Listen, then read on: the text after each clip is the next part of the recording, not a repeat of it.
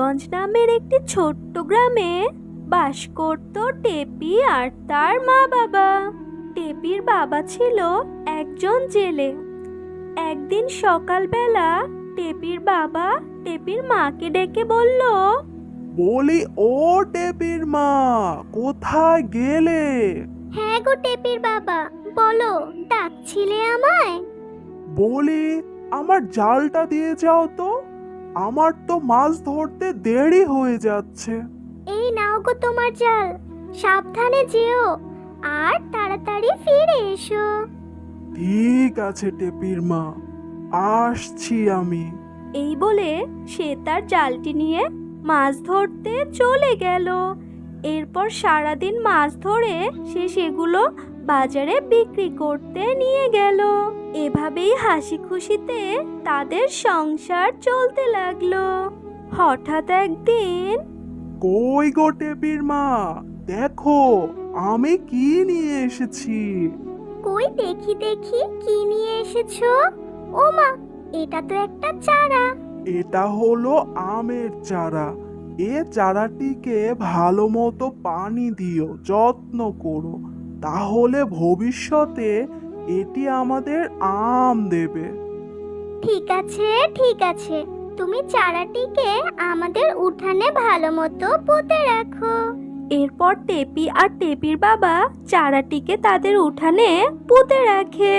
আর তারা খুব ভালোভাবে চারাটির যত্ন নিতে শুরু করলো। এভাবেই বেশ কিছুদিন কেটে যায় আর তাদের আম গাছটিও বড় হয়ে ওঠে। কিন্তু হঠাৎ করেই টেপির বাবা অসুস্থ হয়ে পড়ে আর সে কোনোভাবেই বিছানা থেকে উঠতে পারে না। একদিন টেপি তার মাকে ডেকে বলল, মা মা, আমি তো স্কুলে যাব, আমার তো অনেক ক্ষুধা লেগেছে, আমাকে কিছু খেতে দাও তো জলদি জলদি। বাসায় তো তেমন কিছুই নেই খাওয়ার মতো, তুমি এই মুড়ি আর পানি খেয়ে স্কুলে যাও, আমি আম বিক্রি করে আসার সময় তোমার জন্য খাবার নিয়ে আসব। ঠিক আছে মা, তুমি কিন্তু আসার সময় মজার খাবার কিনে নিয়ে এসো। এই বলে টেপি মুড়ি খেয়ে তার স্কুলে চলে গেল। আর টেপির মা তাদের উঠানে গেল আম গাছ থেকে আম পাড়ার জন্য।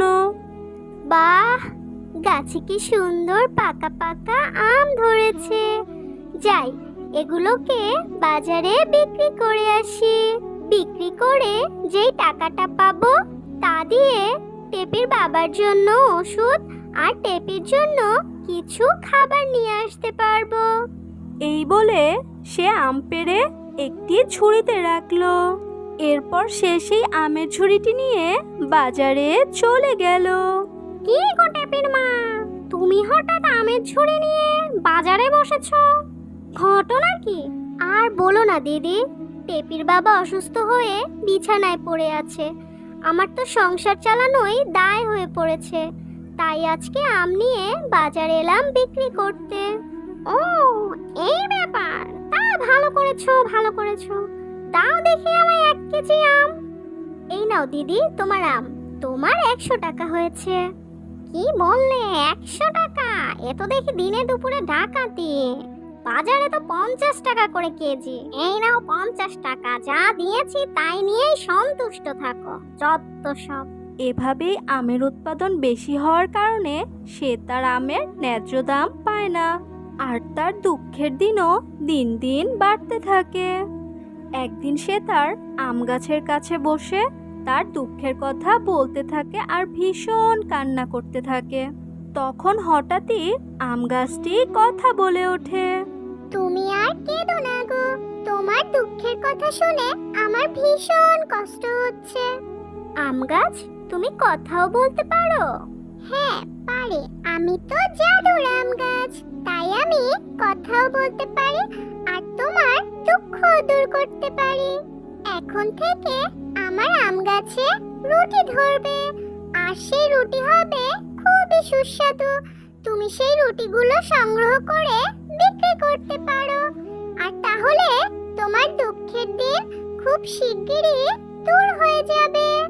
এরপর থেকে জাদুর আম গাছে রুটি ধরতে থাকে আর সেই রুটিগুলো অনেক বেশি সুস্বাদু হওয়ার কারণে সবাই টেপির মায়ের কাছ থেকে সেই রুটি কিনে খেতে লাগলো।